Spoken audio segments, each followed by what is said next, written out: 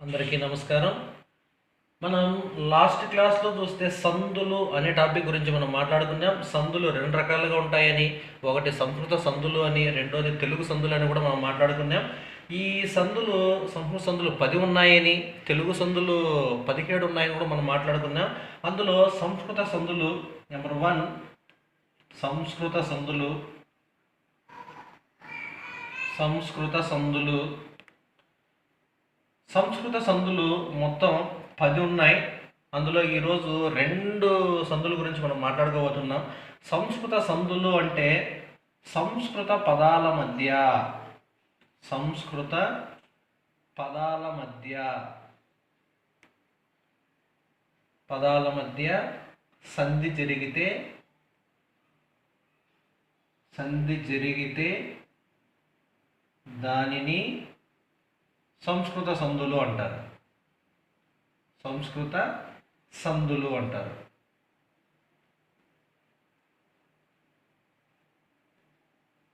సంస్కృత పదాల మధ్య మాత్రమే సంధి జరిగితే దాన్ని మనం ఏమంటామంటే సంస్కృత సందులు అని చెప్పుకుంటూ వస్తాం. అయితే సంస్కృత సందులు మొత్తం 10 ఉన్నాయి. ఈరోజు మనం చెప్పుకోబోయేటువంటి టాపిక్స్ ఏంటివి అంటే, ఒకటి సవర్ణ దీర్ఘ సంధి, రెండోది గుణసంధి. ఈ రెండిటి గురించి పూర్తి వివరంతో ఈరోజు మనం మాట్లాడుకున్నాం. మిగిలిన 8 తర్వాత క్లాస్లో మనం మాట్లాడుకున్నాం. సంస్కృత సందులు అంటే సంస్కృత పదాల మధ్య సంధి జరిగితే దాన్ని సంస్కృత సందులు అంటారు. సంస్కృత సందుల్లో ఈరోజు మనం చర్చించుకోబోయే అంశాలు సవర్ణ దీర్ఘ సంధి, గుణసంధి. ఈ 2 అంశాలను మాత్రం మనం చర్చించుకోబోతున్నాం.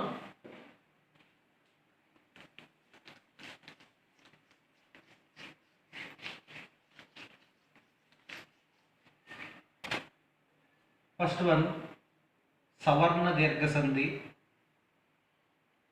సవర్ణ దీర్ఘ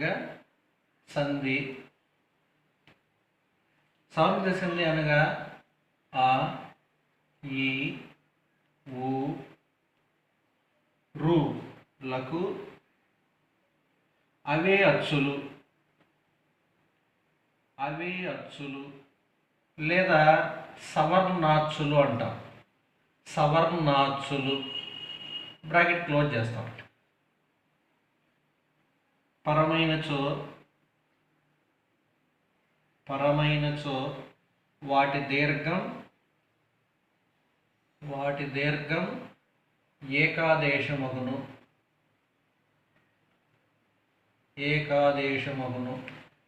ఇక్కడ సవర్ణ దీర్ఘ సంధి అంటున్నాం. ఆ, ఈ ఊరులకు అవే అచ్చులు సవర్ణాచ్చులు పరమైనచో వాటి దీర్ఘం ఏకాదేశమగును. ఇక్కడ కొన్ని మెటీరియల్స్లో మీరు చదివేటువంటి బుక్స్లో అవే అచ్చులు అనేది ఉంటుంది, మరికొన్ని బుక్స్లో సవర్ణాచ్చులు ఉంటుంది. ఈ రెండింటికి మీనింగ్ సవర్ణాచ్చులు అనగా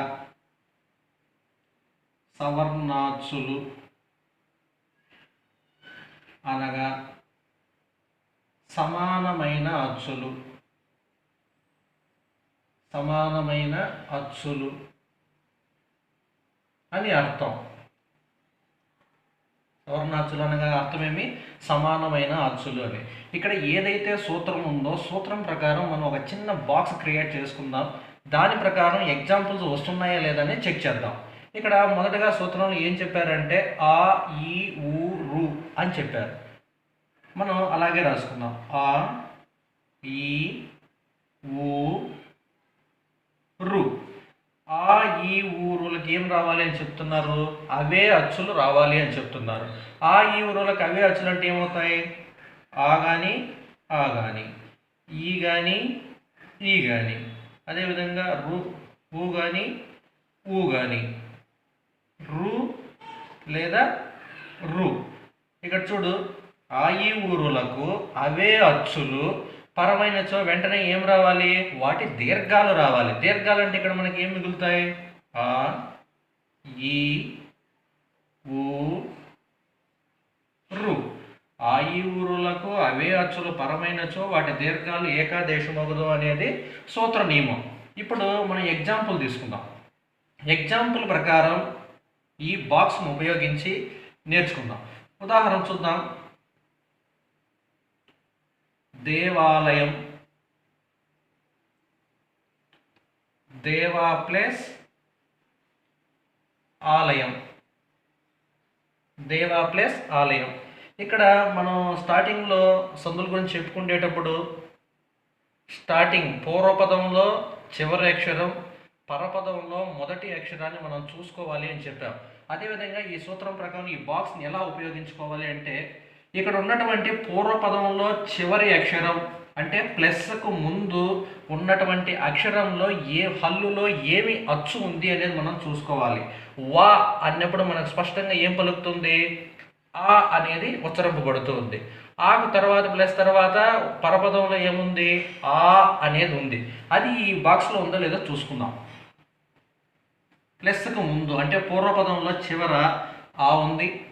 ఆ తర్వాత కలిపి రాసేటప్పుడు రెండో పదంలో పరపదంలో ఆ ఉంది. కానీ అవే అచ్చులు ఎప్పుడైతే పరమవుతాయో వాటికి వెంటనే ఏం రావాలి అంటున్నామంటే దీర్ఘం రావాలి అని చెప్తున్నాం. ఈ రెండు పదాలను కలిపి రాసేటప్పుడు దేవాలయం అనే రూపం ఏర్పడుతుంది. అదేవిధంగా కవీంద్రులు, కవీంద్రులు, కవి ప్లస్ ఇంద్రులు. పూర్వపదం చివర ఏం కనిపిస్తుంది? వి. ఈలో ఈ కనిపిస్తుంది. ఇక్కడ ఏముంది? ఈ అనేది మనకు కనిపిస్తుంది. ఇక్కడ ఆ ఈ ఊరుల్లో ఈ ఉంది. అవే అచ్చుల్లో ఈ అనేది వచ్చింది. కలిపి రాసేటప్పుడు మనకేం రావాలి? ఈ రావాలి. కవీంద్రులు, దేవాలయం అనే రూపాలు ఏర్పడతాయి. అదేవిధంగా భానుదయం, భానుదయం, భాను ప్లస్ ఉదయం. భాను అన్నప్పుడు ఇక్కడ నూలో ఏం పలుకుతుంది మనకు? ఊ అనేది పలుకుతుంది. ఇక్కడ ఏమొస్తుంది మనకు? ఊ అనేది వస్తుంది. ఇక్కడ ఊకు ఎప్పుడైతే అవే అచ్చు ఊ వచ్చిందో కలిపి రాసేటప్పుడు మనకు దీర్ఘంతో కూడుకున్నటువంటి అక్షరం రావాలి. కాబట్టి భానుదయం అనే రూపం ఏర్పడింది. అదేవిధంగా ఇంకో ఎగ్జాంపుల్ మనం చూసినట్లయితే పితృనము, పితృనము, పితృ ప్లస్ రుణము. ప్లస్కు ముందు అంటే పూర్వపదం చివరి అక్షరం ఏం పలుకుతుంది? రు ఉచ్చరింపబడుతూ ఉంది. అదేవిధంగా ప్లస్ తర్వాత పరపదంలో మొదటి అక్షరం రు ఉచ్చరింపబడుతూ ఉంది. ఈ రెండు కలిపి రాసినప్పుడు ఇక్కడ రూకు దీర్ఘం వస్తుంది. కాబట్టి దీన్ని మనం సవర్ణ దీర్ఘ సంధి అని చెప్తాము. సవర్ణ దీర్ఘ సంధిలో దీర్ఘం ప్రధానంగా ఉంటుందనే విషయాన్ని మనం ఇక్కడ గుర్తుపెట్టుకోవాలి. ఈ దీర్ఘం అనేది కొన్ని తెలుగు సంధుల్లో అకార సంధికి కూడా వంటాముదం, చింతాకు లాంటి పదాలు వస్తాయి. అవి అక్కడ మాట్లాడుకుందాం. ఇది ఒకసారి చూడండి. సవర్ణ దీర్ఘ సంధి ఆ ఈ ఊరులకు అవే అచ్చులు పరమైనచో, అవే అచ్చులు అనగా సవర్ణాచులు పరమైనచో వాటి దీర్ఘం ఏకాదేశమగును. సవర్ణాచులు అనగా సమానమైన అచ్చులు అని అర్థం. ఈ ఎక్కడైతే సూత్రం ఉందో సూత్రం ప్రకారం ఒక బాక్స్ క్రియేట్ చేసుకుందాం. ఆ ఈ ఊరులకు అవే అచ్చులు పరమైనచో వాటి దీర్ఘాలు ఏకాదేశమగును. దేవాలయం, దేవా ప్లస్ ఆలయం. కవీంద్రులు, కవి ప్లస్ ఇంద్రులు.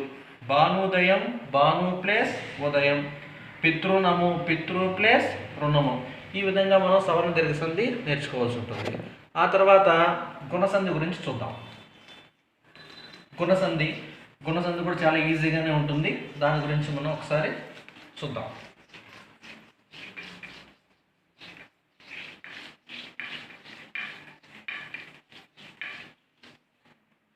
గుణసంధి నెంబర్ 2 గుణసంధి. గుణసంధి సూత్రం అకారమునకు ఈ ఊ రూలు పరమైనచో, అకారమునకు ఈ ఊ రూలు పరమైనచో ఏ ఓ అర్లు ఏకాదేశమగును. ఏకాదేశమగును. ఇంతకుముందు చెప్పుకున్నట్టుగానే ఏ కాంపిటేటివ్ ఎగ్జామ్స్లో మనకు గుర్తుగా ఏ ఓ అర్లను గుణములు అంటారు. ఏవో అర్లను ఏమంటారు? గుణములు అంటారు అనేది గుర్తుపెట్టుకోవాలి. కాంపిటేటివ్ ఎగ్జామ్స్కి ఇంపార్టెంట్. ఇంకా ఇక్కడ ఉండేటువంటి సూత్రం ప్రకారం మనం ఒక బాక్స్ క్రియేట్ చేసుకుందాం.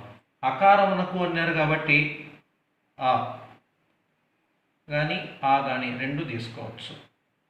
అకారానికి ఏం రావాలి అని చెప్తున్నాం? ఈ ఊ రు. ఈ ఊ రు రావాలి అని చెప్తున్నాం. ఈ ఊరు రాసుకుందాం.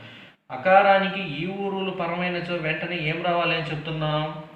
ఏ ఓ అర్ రావాలి అని చెప్తున్నాం. ఈ విధంగా సూత్రం ప్రకారం మనం ఒక బాక్స్ క్రియేట్ చేసుకున్నాం. ఈ బాక్స్ ప్రకారం పూర్వపదంలో మొదటి అక్షరం అకారం అయి ఉండాలి. పరపదంలో మొదటి అక్షరం ఇకారం కానీ ఉకారం కానీ రుకారం కానీ అయి ఉండాలి. ఒకవేళ అకారానికి ఇకారం వస్తే కలిపి రాసేటప్పుడు పదాన్ని ఏకారం వస్తుంది. అదేవిధంగా అకారానికి ఉకారం వస్తే కలిపి రాసేటప్పుడు ఓకారం వస్తుంది. అకారానికి రుకారం వస్తే కలిపి రాసేటప్పుడు అర్ అనే శబ్దం వస్తుంది అనే విషయాన్ని మనం గుర్తుపెట్టుకోవాలి. ఇక్కడ ఎగ్జాంపుల్ మనం తీసుకున్నామంటే ఉదాహరణ హితోపదేశం. హితోపదేశం హిత ప్లస్ ఉపదేశం. హితోపదేశం హిత ప్లస్ ఉపదేశం. ఇక్కడ మనం చూస్తే పూర్వపదంలో మొదటి అక్షరం తా ఉంది. తా అనేది ఒక హల్లు. హల్లులో మనకి ఏం ఉచ్చరింపబడుతుంది? స్పష్టంగా తా అన్నప్పుడు ఆ అనేది ఉచ్చరింపబడుతుంది.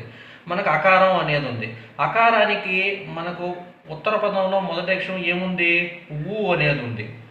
ఆ ప్లస్ ఊ అన్నప్పుడు ఆకు ఉకారం వస్తే ఏం రావాలి? వెంటనే కలిపి రాసేటప్పుడు ఓకారము అనేది రావాలి. ఇక్కడ మనం చూస్తే హితోపదేశం. హితో అన్నప్పుడు ఓ అనేది మనకి ఇక్కడ స్పష్టంగా పలుకుతూ ఉంది. అదేవిధంగా మహర్షి అంటాం. మహర్షి మహా ప్లస్ ఋషి. ఇక్కడ కూడా మనం చూసామంటే మహా అన్నప్పుడు ఆ అనేది స్పష్టంగా పలుకుతుంది. అకారానికి ఏమొస్తుంది?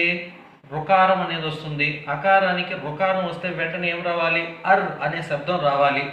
మహర్షి అన్నప్పుడు ఇక్కడ మీరు స్పష్టంగా పలకండి. మహర్షి మహర్షి మహర్షి అన్నప్పుడు అర్ అనేది స్పష్టంగా అక్కడ పలుకుతూ ఉంది.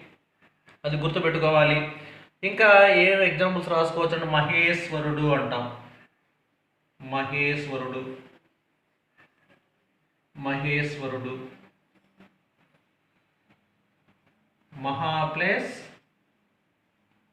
ఈశ్వరుడు.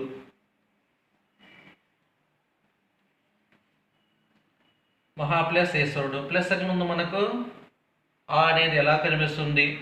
తర్వాత అచ్చుల్లో ఈ అనేది ఇది కానీ అది కానీ రావచ్చు. ఈ కనిపిస్తూ ఉంది. ఇలా అకారానికి ఇకారం వస్తే వెంటనే ఏమొస్తుంది?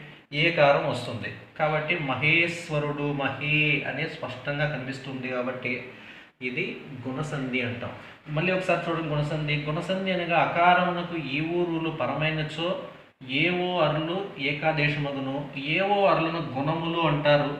అకారానికి ఈ ఊరులు పరమైతే క్రమంగా ఏవో అర్లు ఏకాదేశమగును. హితోపదేశం హిత ప్లస్ ఉపదేశం.